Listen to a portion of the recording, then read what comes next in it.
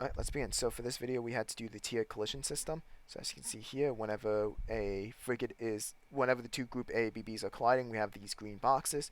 Whenever a frigate is within the axes group A BB, they have the B spheres rendered. If a frigate gets close enough to an axis, we will have the B spheres being rendered here. And if I were to get close enough, then we have the intended collision volumes colliding. This is also showcasing that my issue from last week is fixed. I have a BB to OBB collision working now. It was just an issue with my scale factor, so now everything is working as intended. If the frigate was to back away, we don't have group A BB collision anymore. If I were to move all the way over to here now with this other frigate, you can see that we have the proper testing. So we have the two B spheres colliding, and then if I were to back up a bit more, we have the intended collision volumes colliding.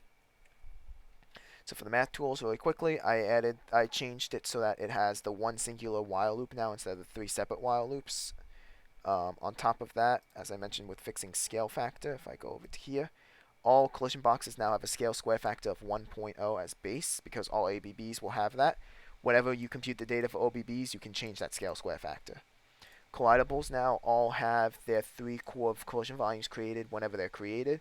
This is because most of them, if not all of them, will be used. So just to have them created on start saves some time.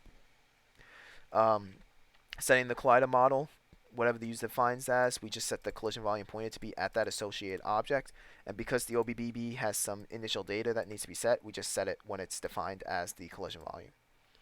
For collision groups, we now have group ABBs. These are calculated by looping through all collidable objects within its group list and finding the minimum min and maximum max of their AABB min and maxes, and then computing the data as such. This data is computed right before the testing is done for the execute collisions of the test in the collision manager. So these are done once per frame directly before these collision tests. For collision pairs, the tiered process starts off by checking if the group ABBs are colliding. If they are colliding, we check all the B spheres in one group and compare them to if they're colliding with the other group's AABB. If they are, then for every B sphere that passes that test, we check it against the B spheres of the other group. For every B sphere that passes that test, we do the intended collision volume collision test, and if that works, then we send the collision over.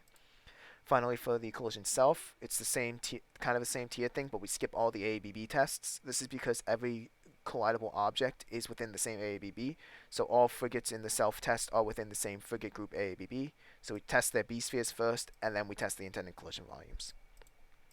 For the tank demo, I had to redo the collisions that I was showing off last week. This is because when tanks moved backwards, sometimes they would not properly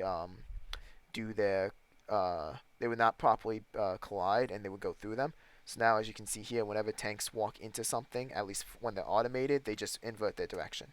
And for tanks that have actual movement, when you move into a tank, translation is applied to negate your movement. So if I were to move backwards, now I can't move through the tank. And if I were to move forwards again, right into this tank, you can see that we are not colliding with each other. Or we're not moving into each other. So for the red tanks, for all tanks, we get the vector between the current tank and the colliding one, get the current tanks forward, determine if the tank they're colliding with is in front or behind. For the automated input tank, we just invert the move speed based off of that. Afterwards, we will, for anything that is a purple tank or a blue tank, tanks that have actual direction with their movement, we do the same, getting the vector, getting the forwards. Instead of just inverting their speed, though, we apply a translation that negates their movement. So if a tank was behind the player and they try and move backwards, then a forward translation is applied to negate it. And if the player is moving forwards when there's a tank in front of them, then they apply a translation to go backwards instead. And just to showcase, that's the code here as well. Lastly, for the UI design, I added a slider percentage base as well, so now we can get the percent instead of just clamping to grooves. I also have a canvas set up now, so for a canvas, it works similar to a scene, but instead of creating the game objects in the initialize, you create them inside the test canvas call. So whenever you create a canvas, you create all of your UI components. You can also add them and activate them here as well. Activating a canvas calls the initialize, which is where you can submit entry and set your parameters for all your buttons and UI components. Whenever a canvas is removed, that's where you submit exits, and then you can also delete your components at the destructor. So currently there's nothing really in the UI companion space. I do have a list iterator for it because I intend in the future to have multiple UI canvases capable of being active at any given point. So for the UI manager, as I was just talking about it, currently I do have plans for an active and inactive canvas. It doesn't work yet. I don't have the backend for it. This is going to be coming as part of my personal plan for the future. But as it stands, there's the adding to the canvas, which will add it to the active list currently, and activating a canvas will just initialize it based on which canvas you sent them. Um, so for the slider also, sliders now have a groove and percent strategy.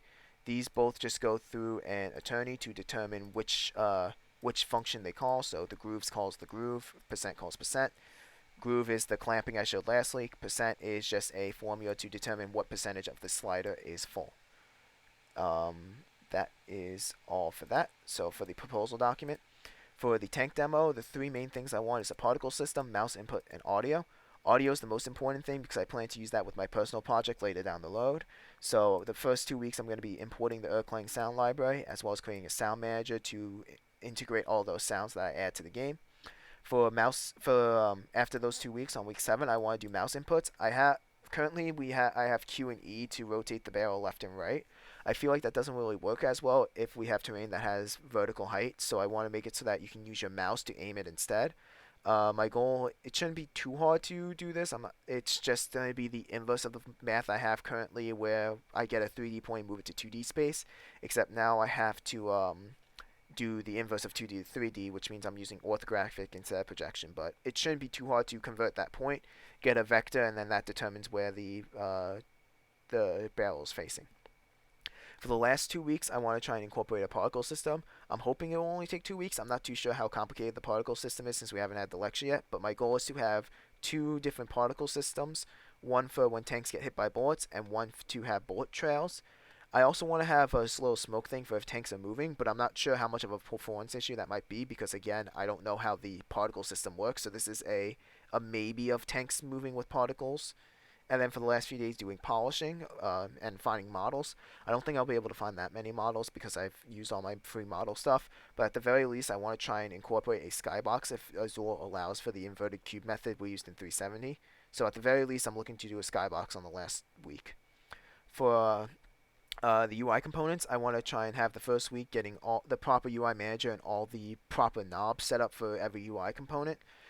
So as I showed, UI is a singleton, and I also want to try and make it attached to the scene level because currently it is just within the scene manager where the unload is called, and the rest is a singleton, so effectively it's everywhere. So I want to make this into a manager that is handled at the scene level.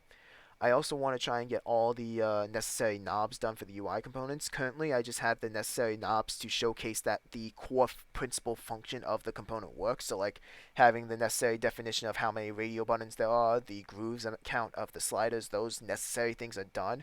But the other things like having a sprite string attached to all UI components, having scaling done for all UI components, those are not done. So ideally by the end of this week 6, I should have a sprite string on all buttons, a position for all buttons, and scaling for all buttons. For week 6, I want to have it so that I can have multiple UI components active at any given point, so multiple canvases should be able to be active in the scene. On top of that, I want to make it so that textures can be used for different UI components defined by the user.